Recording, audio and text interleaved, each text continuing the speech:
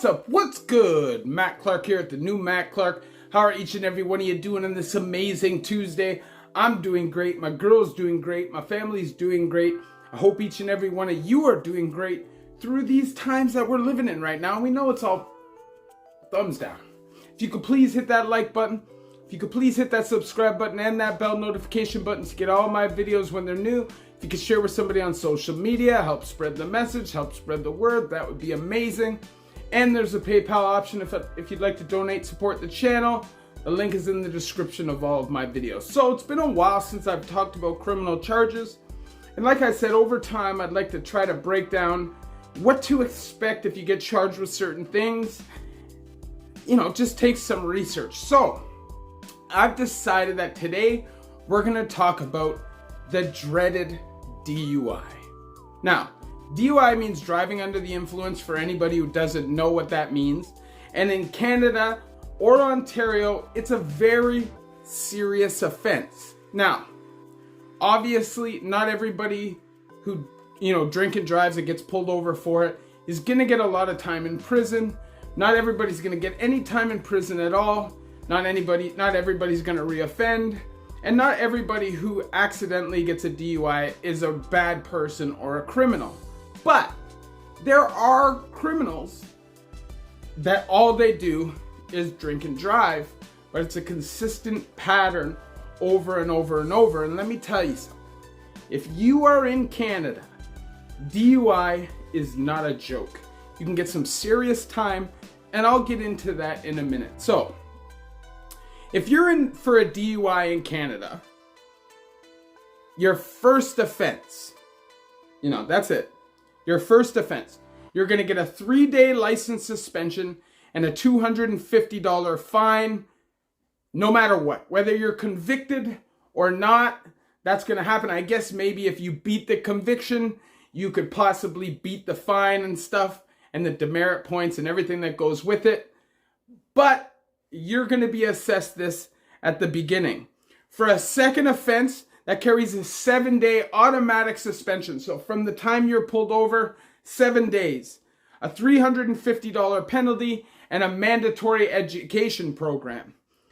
A subsequent offenses carry a 30-day suspension, $450 penalty, mandatory treatment program, mandatory ignition interlock device for 6 months, and a mandatory medical evaluation. And it keeps getting worse and worse and worse, no matter how much time you do. Now, that doesn't matter if it's weed, if it's alcohol, if it's drugs. But really and truthfully, they only test for weed, they only test for alcohol, because it's all they're really capable of testing for on the spot. If you get arrested for something and they take you to the hospital or whatever and they do blood work, if you consent to that and blah, blah, blah, blah, blah, then quite possibly they can catch you on other drugs. Or if you're clearly visible intoxicated and you fail a sobriety test. But most of the time, if you're being arrested for a crime, they don't go through all of that. At least not when I've been arrested, and I was arrested many times high on drugs. Now, this is all new. Honestly, people used to drive and smoke weed all the time. But since the laws have changed and weed's been legalized, it's another cash cow. It's another way to tax people, and you shouldn't really be burning a ton of weed, driving around and risking people's lives, whether alcohol, drugs, weed, whatever it is. Just drive sober. It's the best thing to do. Don't risk your license. It's not worth it, and eventually you'll lose it. I've seen many people do it. So, if you have, basically, it's 5 nanograms of weed in your system, 0.08 alcohol level, or 0.25 nanograms of weed, and a 0.05 blood alcohol level, that consists of a DUI. Now, what a lot of people don't understand is that there are mandatory minimums for DUI. So for your first DUI, hold on, sorry. You guys know I don't have the best memory in the world, and at least this one I can put on my phone. So, if you're convicted on your first DUI, it's a $1,000 fine. Sorry, hold on. Oh, sorry. A first conviction is a 1-year license suspension, mandatory education or treatment program, required use of ignition interlock device for a year. And if you don't know what that is, that means you have literally a breathalyzer attached to your steering wheel in some contraption, and you have to blow into it and blow a 0.00 alcohol level in order for your car to start. And not only that, but you also have to pay for this device. So, that's something to think about. Now, for a second offense, within 10 years, increases penalties to a 3-year license suspension, automatic if you're convicted. And a 3-year requirement for ignition interlock device, okay? And any additional offenses increase penalties to a minimum 10-year driving suspension with a possible lifetime suspension, as well as a 6-year mandatory ignition interlock device. So let me explain something to people. Those are just the basics. And for your first conviction, I don't think there's any jail time, but I think your second DUI conviction is a mandatory minimum of 30 days, and any conviction after that is a mandatory minimum of 120 days. Now, let me explain something to you, though. That is not what happens. Maybe for your first DUI, you get a break, you don't get any time at all. You might not get any time at all. They're going to hurt your license, they're going to ding it. Like I said, you're going to get that suspension.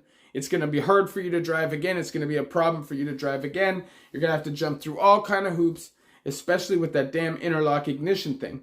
But you deserve that if you're driving around smashed.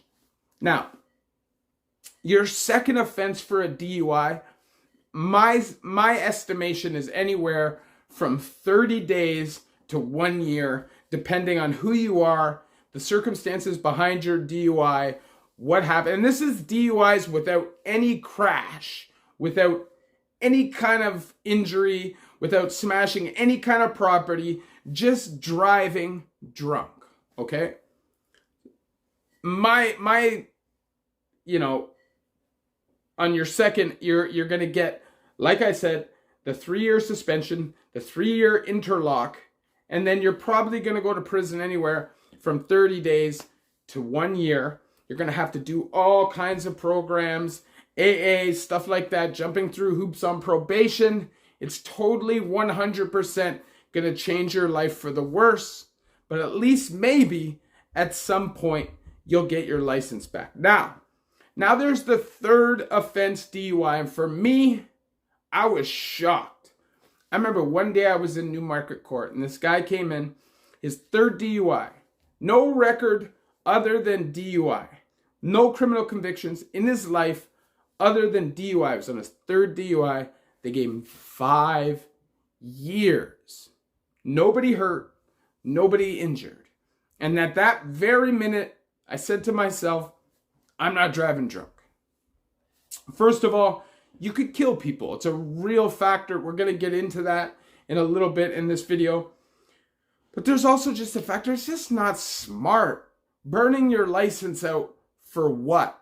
Putting your license at risk. There's a lot of guys that say when you come out of the system or you come out of addiction, you can't get a job. It's really because most people have killed their driver's license. Driver's license is almost mandatory if you want any kind of a job that's not minimum wage. They might give you time to get it if you can get it, but the chance of some construction company or something hiring somebody who has no chance of getting their license, people are going to have to go pick them up, people are going to have to drop them off. You become a burden to the company. So do not drink and drive. Your license is super essential in your life, especially if you have any chance turning it around. Now, that's not saying it's impossible, because you can still get a job. You can take transit to a warehouse. You can take transit to certain sites if you're in Toronto. There's ways around it, but believe me, the chances of you getting a good job after you've turned your life around are a lot easier if your license is still good. And I'm telling you, you can get crazy time for DUIs. Now, if you have a DUI causing bodily harm, There's a maximum sentence of 14 years. Now, this is not somebody losing their life. This is just you crashing into somebody. Maybe they break their leg, something that may not even be severe. You could go to jail for a long time. And that's first offense. Can be up to 14 years maximum. And if you kill somebody, you can face up to life in prison for DUI causing death. I knew this guy. I've said it in the past. He had killed somebody on a DUI causing death one time, got out. They gave him parole. He started driving again, probably against the law, I would assume, and he killed somebody again. And the second time, he actually killed two people. I think it was a parent and a child, and they gave him 15 years. In Canada, when you're in the system, the federal system or the provincial system, actually, at 2/3 of your sentence, they let you out if your behavior is anything except crazy. So at 2/3 of your federal sentence, so say it's 10 years, at 6.5, 7 years, they're going to let you out, and the rest of your time you do on parole. So this guy got a 15-year sentence, and at 9.5 years, he thought he's 6 months away from going home. He's this close. And they came back and said to him, after he already had his whole cell packed up, was starting to put everything away, excited to go home, you're staying till your warrant expiry, another 5.5 years, because you are a danger to society. And that's how people look at DUI. Nobody thinks it's a good thing to do. Nobody thinks it's a solid charge. I was in prison with Marco Muzzo. That's the dude that flew to Las Vegas, rich guy, construction background, family, has billions of dollars. He flew to Vegas, came back, killed 4 people, a grandfather, and 3 kids in a car accident. I think that's the situation. And is going to lose millions and millions and millions of dollars in lawsuits because he was crazy, man. He's careless. You can't be so drunk. You're just at a bachelor party. You fly in a Learjet. You have this arrogance. You think it's not going to happen to you, and wham! A bunch of people are dead. This guy, I don't think he's a terrible guy. I met him personally. I talked to him, but he had a rough go in prison. People wanted to take advantage of him. People wanted to extort him because he wasn't somebody who is looked at as a convict or with respect. But let me tell you something. You are looked at as a criminal and not necessarily with respect. Not necessarily. Now, the one dude who had the 15 years, he was a pen timer. Guys liked him. He did his thing. But he did a lot of time for bad decisions. It's not a bad guy. He doesn't want to kill anybody.